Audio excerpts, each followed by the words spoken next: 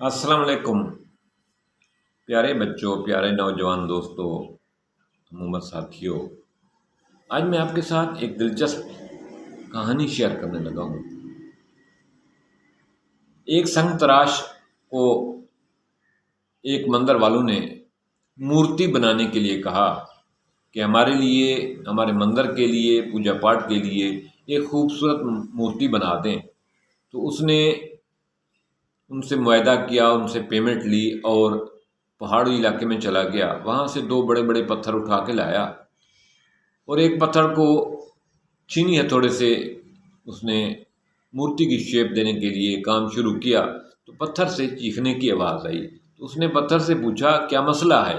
पत्थर ने कहा, मुझे बहुत तकलीफ़ हो रही है। उसने कहा, मैं तो आपको एक बेहतरीन खूबसूरत मूर्ति की शक्ल देना चाहता हूँ, तो उसके लिए आपको तकलीफ़ बर्दाश्त करना होगी। उसने कहा, नहीं नहीं, मुझसे ये तकलीफ़ बर्दाश्त नहीं होती, मुझे छोड़ दो, मुझे छोड़ दो। उसने उस पत्थर को छोड़ दिया। कारीगर ने उसने दूसरे पत्थर को तराशना शुरू किया। तो उसने उस पत्थर से पूछा कि आपको तकलीफ़ नहीं हो रही? उस पत्थर ने कहा, तकलीफ़ बहुत हो रही है, लेकिन आप अपना काम जारी रखें। आप कहते हैं कि मैं आपकी खूबसूरत मूर्ति बनाना चाहता हूँ, मैं वो मूर्ति बनने के लिए तैयार हूँ। उसने उसको खूब तराशा, खूब उसको पॉलिश किया और एक इंतहाई खूबसूरत, हैरानकुन, चार्मिंग शेप की उसने मूर्ति बनाई। और जो मंदिर की मूर्ति के लिए आर्डर दे गए थे, वो अपने मुआहदे के मुताबिक टाइम पे आए, उन्होंने पेमेंट की और मूर्ति उठा कर ले जाने लगे। तो उन्होंने कहा, ये पत्थर आपसे फालतू है तो हमें दे दो, हमें वहाँ ज़रूरत है।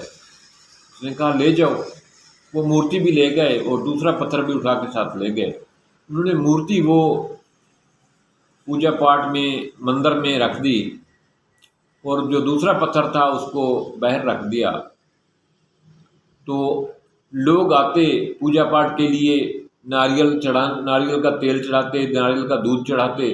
तो पहले वो बाहर वाले पत्थर पे थोड़े से नारियल तोड़ते थे और तोड़ने के बाद उसका दूध जो है अंदर वाली मूर्ति पर चढ़ाते थे। साथ खुशबुएँ का छिड़काव करते थे, खुशबू वाली धूनियाँ जलाते थे, बेलें बजाते थे और खुशी के गीत और मंजात वगैरह पढ़ते थे और खुशी का इजहार करते थे, मूर्ति को चूमते थे, सजदे करते थे। तो बाहर वाले पत्थर से लोग रोज़ाना 20-25 मरतबा लोग आते और यही काम उनके साथ करते कि उस पे आके नारियल तोड़ते और नारियल तोड़कर हथौड़े से ज़रबे लगाते और नारियल का दूध और चढ़ावे उस पे अंदर मूर्ति पे जाके चढ़ाते। तो एक दिन मूर्ति वाले पत्थर ने बाहर वाले पत्थर से पूछा, सुनाओ क्या हाल है दोस्त? उसने कहा, बहुत तकलीफ़ में हूँ। दिन में 20 से 25 मरतबा लोगों का जत्था आता है जो हथौड़े से मेरे ऊपर ज़रबे लगाते हैं, नारियल तोड़ते हैं, नारियल उठाकर अंदर चले जाते हैं। मुझे रोज़ाना ही ज़रबें पड़ती हैं, मैं रोज़ाना ही ठोकरें खाता हूँ, रोज़ाना ही हथौड़े के जो है ना ज़रबें बर्दाश्त करता हूँ, रोज़ाना ही तकलीफ़ में हूँ। तो आपका क्या हाल है? मूर्ति ने कहा, जो आप पे हथौड़े से नारियल तोड़ के आते हैं, वो उस नारियल का दूध मेरे ऊपर आकर चढ़ाते हैं लोग, इधर आके खुशबुएँ भी लगाते हैं मुझे और इधर आके खुशबू वाली धूनियाँ भी जलाते हैं और मुझे सजदा भी करते हैं, पूजा पाठ भी करते हैं, मुझे प्यार करते हैं और चढ़ावे भी चढ़ाते हैं। मैं बहुत सुकून में हूँ और मेरी सफाई सुथराई का हर वक्त ख्याल किया जाता है। तो बाहर वाला पत्थर रोने लगा। उसने कहा, मैं तो रोज़ाना 20 दफ़ा, 30 दफ़ा, 40 दफ़ा हथौड़े के साथ जो है ना ज़रबें खानी पड़ती हैं। लोग जो है बार बार मुझे ज़रबें लगाते हैं, कोई ऐसा दिन नहीं जिस दिन मेरे ऊपर लोगों ने ज़रबें ना लगाई हों, हथौड़ा मेरे ऊपर ना चलाया हो। मैं तो बहुत मुसीबत की ज़िंदगी में हूँ। तो अंदर वाली मूर्ति ने एक खूबसूरत बात कही। उसने कहा कि अगर आप उस वक्त तकलीफ़ बर्दाश्त कर लेते, उस वक्त का दर्द बर्दाश्त कर लेते, उस दिन की शुरू के अयाम की تھوڑی سی محنت برداشت کر لیتے تو آج آپ کی بھی شان اور عظمت ہوتی، آج آپ کے سامنے بھی لوگ جھکتے، آپ کو بھی خوشبوئیں لگاتے، آپ کے اوپر بھی چڑھاوے چڑھاتے۔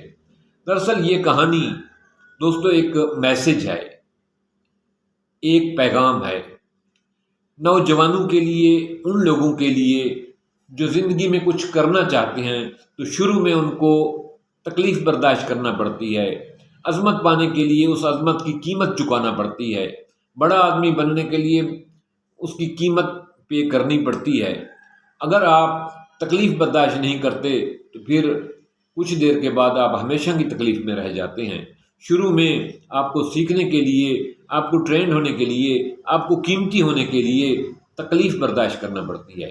لیکن ایک بات کا ضرور خیال رکھیں، آپ پتھر جو ہے ہر جگہ پہ جائے تو وہ پتھر ہی رہتا ہے، لیکن ٹھیک جگہ پر اور ٹھیک کاریگر کے ہاتھ میں پہنچنا تب آپ کو سنگ تراش جو ہے ہیرا بنا دیتا ہے، اسی پتھر کو جوہری جو ہے ہیرا بناتا ہے۔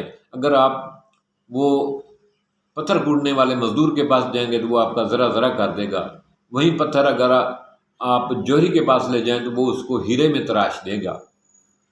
تو اس کے لیے ضروری خاص میسج، خاص پیغام جو ہے کہ آپ کا ٹھیک وقت پر، ٹھیک جگہ پر، ٹھیک آدمی کے ہاتھوں میں پہنچنا ضروری ہے۔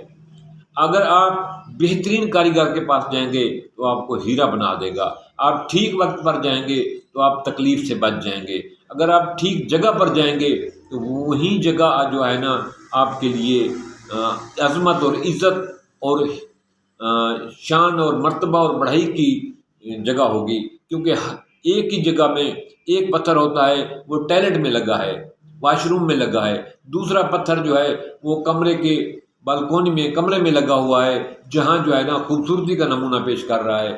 آپ کا ٹھیک مقام پر ہونا، ٹھیک جگہ پر پہنچنا، ٹھیک کاریگر کے پاس پہنچنا، ٹھیک آدمی کے پاس پہنچنا، ٹھیک استاد کے ہاتھ میں پہنچنا ضروری ہے۔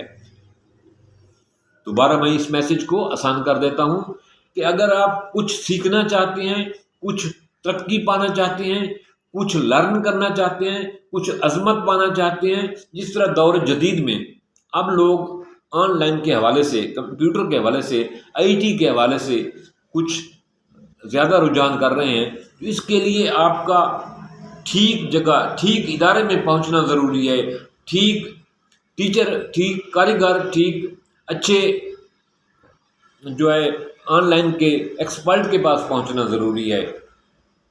تھوڑی سی تکلیف اور تھوڑی سی قیمت ادا کرنا بھی ضروری ہے، تب جا کر آپ ہیرے میں بدل جائیں گے۔ اگر آپ ٹھیک جگہ پر نہ پہنچے تو ہو سکتا ہے وہ پتھر بنا کر آپ کو دروازے کے باہر لگا دے، جہاں لوگ جوتیاں اتارتے ہیں۔ اس لیے ٹھیک جگہ پر، ٹھیک وقت پر، ٹھیک کاریگر کے ہاتھ میں، ٹھیک اچھے مناسب وقت پر پہنچنا ضروری ہے، تاکہ وہ آپ کو تراش کر ہیرا بنا دے۔ گوہر مہیا کرنا آپ کا کام ہے، پتھر مہیا کرنا آپ کا کام ہے، پتھر مہیا کرنا آپ کا کام ہے۔ یہ ہم پہ چھوڑیں کہ ہم اس کو کیسے تراشتے ہیں۔ تھینکس۔